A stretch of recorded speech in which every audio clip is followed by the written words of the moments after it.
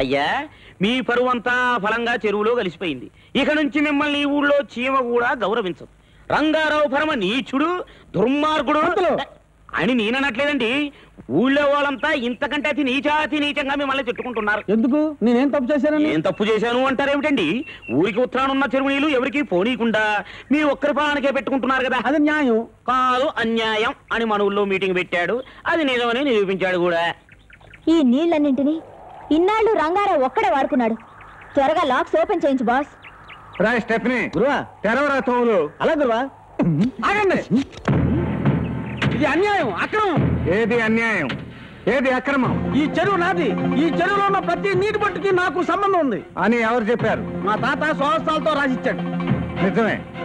నీకు మీ తాత గొప్పవాడైతే మరి ప్రజలకు గవర్నమెంట్ ముత్తాత అయితే ఏంటంట? ఇదిగో మా తాత రాసిచ్చిన పత్రం. మీ గవర్నమెంట్ ముత్తాత రాసిచ్చిన పత్రం ఎక్కడా లేదు. ఇలా ఊరు జనాన్ని కూడగట్టుకొని ఎగిరికి ఎంతాడో మాత్రం నీకు తెలుసు. నా వెనకాల ఎంతమంది ఉన్నారో తెలుసా? ఈ జిల్లాలో ఎంఆర్ఓ దగ్గర నుంచి కలెక్టర్ వరకు నా వాళ్ళే. ఆహా, కలెక్టర్ కూడా నీవాడేనా? కలెక్టర్ కూడా నావాడే. ఒక్కసారి వెనక్కి తిరిగి చూడు. తప్పండి తప్పండి. నమస్కారం కలెక్టర్. నమస్కారం నమస్కారం నమస్కారం. రంగారావు ఎవరు? ఈయనండి. ఏమండి, ఆ ఫలంగా ఈయనకు 10 ఏళ్ళు జైలు శిక్ష అండి. పంతులు. మిస్టర్ రంగారావు, ఇన్నాళ్ళు చెరువు నీళ్లను ఈ పేద ప్రజలకు అందకుండా ఆపించింది మీరేనా? అయ్య బాబాయ్, ఎంత కరెక్ట్ గా చెప్పారండి. మిస్టర్ రంగారావు, ఈ చెరువు గురించి నువ్వేం చెప్పినా ప్రభుత్వం నమ్మదు. ఎందుకంటే అది మిగులు భూముల్లో ఉందని, దాని ప్రభుత్వం ఎప్పుడో స్వాధీనం చేసుకుందన్న విషయం ఈ ప్రజలకు తెలియకుండా ఇంతకాలం దాచావు.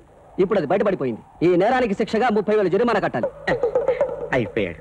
ఆ బలంగా ఇడిపని గోయిందా గోయిందా. తూములు తెరిచి అన్ని పొలాలకు నీళ్లు వదలండి. చాలా సంతోషం. పేద రైతుల పొలాలు తడవటానికి మీరు అందించిన సహకారానికి కృతజ్ఞతలు. కానీ స్టెఫ్నీ. అలా గురువా.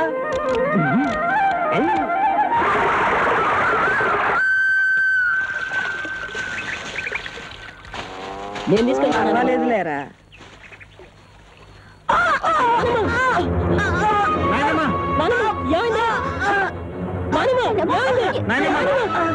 కృష్ణయ్య, నా పని అయిపోయిందయ్యా. మీ తాతగారి సమాధి దగ్గర నన్ను సమాధి చేయి. నీకు తెలీదయ్యా.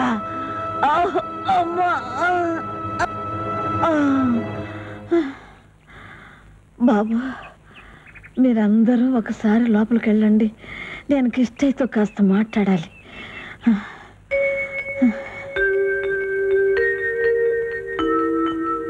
నాయనమ్మా. ఏరా మనవడు కాని మనవడా. ఏమిటి నువ్వు మాట్లాడేది? నాకంతా తెలుసు బాబు. నువ్వు నా మనవడు కాదని, మనవళ్లాగా వచ్చిన భగవంతుడు అని. నాయనమ్మా, అలా నీతో పిలిపించుకోవటం నా అదృష్టం బాబు. కిష్టయ్య, నువ్వు నాకొక మాట ఇస్తావా? ఏమిటి? ముందు మాట ఇవ్వు. ఈ కుటుంబాన్ని ఒక దారిలో పెట్టే వరకు నువ్వు ఈ ఊరు వదిలి వెళ్ళదని నాకు మాట ఇవ్వాలి. అలాగే. మొదటిసారి నువ్వు నన్ను కలిసినప్పుడు నువ్వెవరు అని అడిగితే అవసరం వచ్చినప్పుడు చెబుతాను నాయనమ్మా అన్నావు. అవునా? అవును. నువ్వెవరు ఇప్పుడు నేను చెప్పనా? నువ్వు నువ్వు నా కొడుకు శిక్ష వేయించిన ప్లేటర్వి. బాధపడకు బాబు. నీకది న్యాయం అనిపించి నువ్వు అలా చేశావు. జరిగింది అన్యాయం అని తెలుసుకుని మా ఇంటికొచ్చి మమ్మల్ని ఆదుకున్నావు. ఆ ఇన్సూరెన్స్ ఆఫీసర్గా వచ్చిన వాడు నువ్వు పంపిన వాడేనని నాకు తెలుసు. వాడిచ్చిన 2 లక్షలు నీ డబ్బేనని నాకు తెలుసు. ఆత్మహత్య చేసుకున్న వాళ్ళకి ఇన్సూరెన్స్ డబ్బు రాదని పోస్ట్ అబ్బాయి చెప్పాడు. ఆ రోజే నాకు అనుమానం వచ్చింది.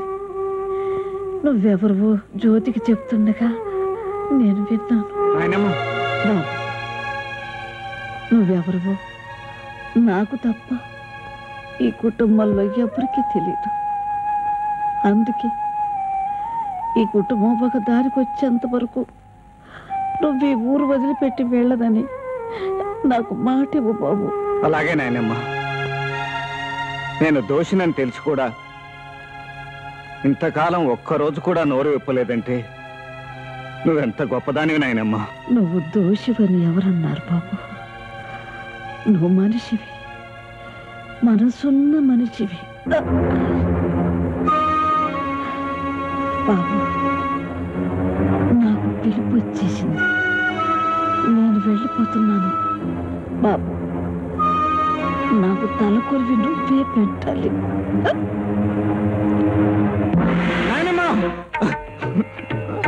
బ్రహ్మతడిగిన పాదము, బ్రహ్మతడిగిన పాదము, బ్రహ్మతడిగిన పాదము.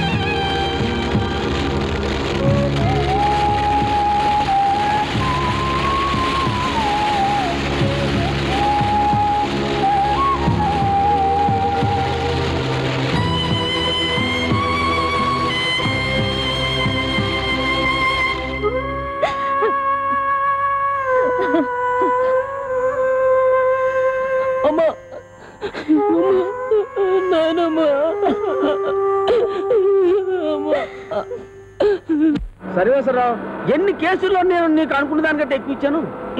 ఈ కేసులో ఎంత ఇస్తారో చెప్పండి. ఈ కేసుకి నేను నీకు ఎంత ఇస్తానంటే, డ్రైవర్ బాబు, డ్రైవర్ బాబు, డ్రైవర్ బాబు. ఏంటి ఆనందం? ఆ ట్రాక్టర్ డ్రైవర్ వచ్చి అసలు నా పక్కన బడిలో తయారయ్యాడు. వాడంటే అంత ఇష్టం ఏంటి? ఒరే శవాల మీద బియ్యం ఎరుకునే ఎదవా, అడుక్కు తింటావు. ఏ పంతులు? అబ్బే పైకి నేనేం పక్కలేదండి. అఘోరించావు కానీ ఏంటి అలా ఆలోచిస్తున్నావు? అబ్బే ఏమీ లేదండి, కంసును వధించిన శ్రీకృష్ణులా ఉన్నాడేంటా డ్రైవర్ బాబు అని ఆలోచిస్తున్నాను. అతను శ్రీకృష్ణుడు కాదు, డ్రైవర్ బాబు అంతకన్నా కాదు. మరి అతను పబ్లిక్ ప్రాసిక్యూటర్ శివరామకృష్ణ. డ్రైవర్ బాబు లాయర్ బాబా? ధర్మారావు గారి చావు కారకుడైన మహానుభావుడు. ఇక చూడు, ఆ డ్రైవర్ గారు ఆట కట్టిస్తాను. నమస్కారం కృష్ణయ్య బాబు. అందరూ సంతోషంగా ఉన్నారా? అందరూ ఆనందంగా ఉన్నారా?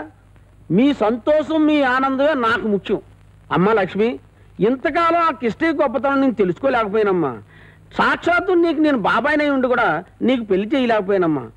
ఆ కిష్టయ్య నీ పెళ్లి చేసి నీ బ్రతుకులో చిన్న దీపం వెలిగించాడమ్మా. సంతోషం. అమ్మా రాణి, చదువు మధ్యలో మానేసిన నిన్ను మళ్ళీ కాలేజీలో జాయిన్ చేసి మోటార్ సైకిల్ కొనిచ్చి నీ బ్రతుకులో కూడా ఓ చిన్న దీపం వెలిగించాడమ్మా ఆ మహానుభావుడు. సంతోషం.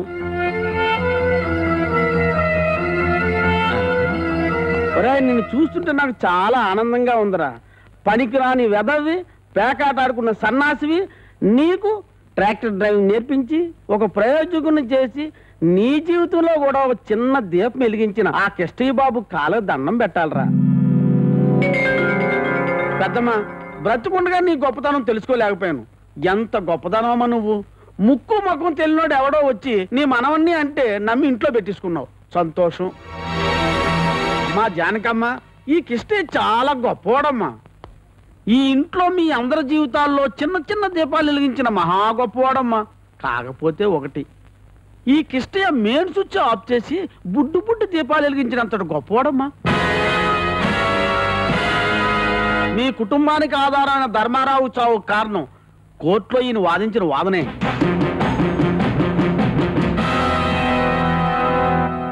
ఏంటమ్మా అలా చూస్తున్నావు? డ్రైవర్ ఏంటి కోర్టులో వాదించడం ఏంటనా? ఈయన ట్రాక్ డ్రైవర్ కిష్టయ్య కాదు, పబ్లిక్ ప్రాసిక్యూటర్ ఘట్టంనేని శివరామకృష్ణ, గొప్ప క్రిమినల్ లాయర్. రంగారావు, ఇప్పటి వరకు నువ్వు మా కుటుంబంలో పెట్టే చిచ్చు చాలు, నేను వెళ్ళొచ్చు. ఇలాగంటావని నాకు తెలుసమ్మా. దుర్మార్గుణ్ణి, దుష్టుణ్ణి, నాలాంటి వాడు మాటలు నువ్వు ఎందుకు నమ్ముతావు? అందుకే ఉత్తముడు మంచివాడైన నీ జ్యేష్ఠపుత్రుణ్ణి నేనే స్వయంగా వెళ్ళి తీసుకొచ్చాను. నాయనా గోపి,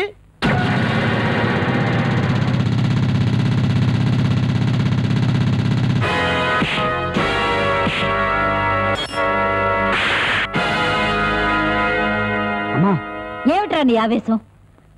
ఇతనెవరో తెలుసా? మీ నాన్నగారు పోయాక మన కుటుంబాన్ని ఆదుకుంటున్న దేవుడురా. గుండెల్లో పొడిచి కన్నీళ్లు తుడిచే ఇతనా మా దేవుడు? నాన్నగారి చావుకి కారణం ఎవరో తెలుసా? ఇతనేనమ్మా.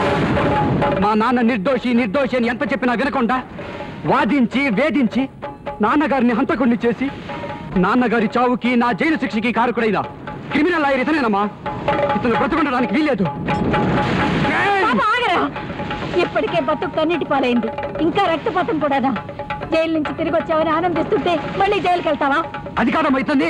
మాట్లాడుకు, పద లోపలికి పద.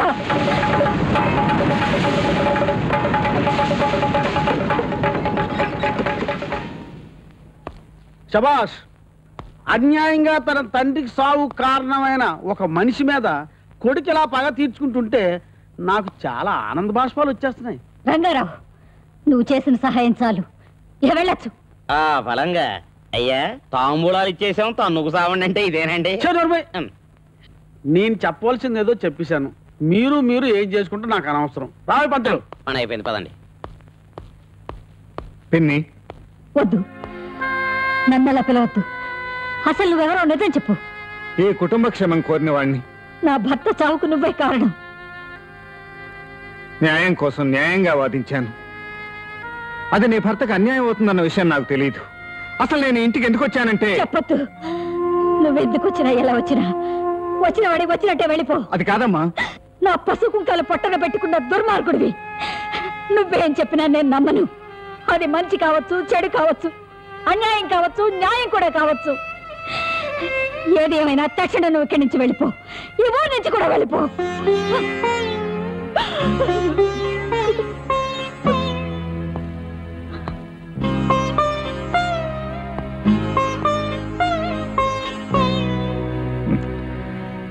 ఆ మోటార్ బైక్ నీ పేరు మీదే రిజిస్టర్ చేసి ఉందమ్మా.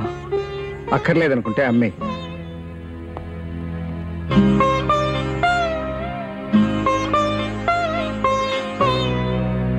నువ్వేం తిరిగిస్తావు? అనుకోకుండా ఒక పొరపాటు జరిగి తన వల్ల ఒక కుటుంబం నష్టపోయిందని తనకు అవసరం లేని బాధ్యతల్ని భుజాన వేసుకున్నాడు. ఉన్న పరపతిని, పలుకుబడిని, డబ్బుని, పదవిని అన్ని వదులుకుని మీ కుటుంబాన్ని ఆదుకోవడానికి వచ్చిన ఒక మహా మనిషిని ఈనాడు నిజం తెలిసేసరికి బయటకు పొమ్మంటున్నారే. అసలు మీరు మనుషులేనా? చెప్పు. మోటార్ సైకిల్ తాళాల్ని నీ చెల్లెలు చాలా తేలిగ్గా తిరిగిచ్చేసింది. మరి నువ్వేమిస్తావు? నీ మొగుడినిస్తావా? నీ పసుపు కుంకాలనిస్తావా? జ్యోతి, పిలుపు మారిందే. పరాయి స్త్రీని కదా, అలాగే పిలు. ఎక్కువగా మాట్లాడుతున్నావు. అవును, ఎక్కువగానే మాట్లాడుతున్నాను. ఇన్నాళ్ళు నువ్వు చేసిన ఉపకారం ఏమాత్రం పట్టించుకోకుండా నువ్వెవరో తెలిసేసరికి ముందు వెనక ఆలోచించకుండా ఈ ఇంట్లోంచి బయటకు పొమ్మంటున్నారే. అసలు మనుషులా వీళ్ళు? జ్యోతి,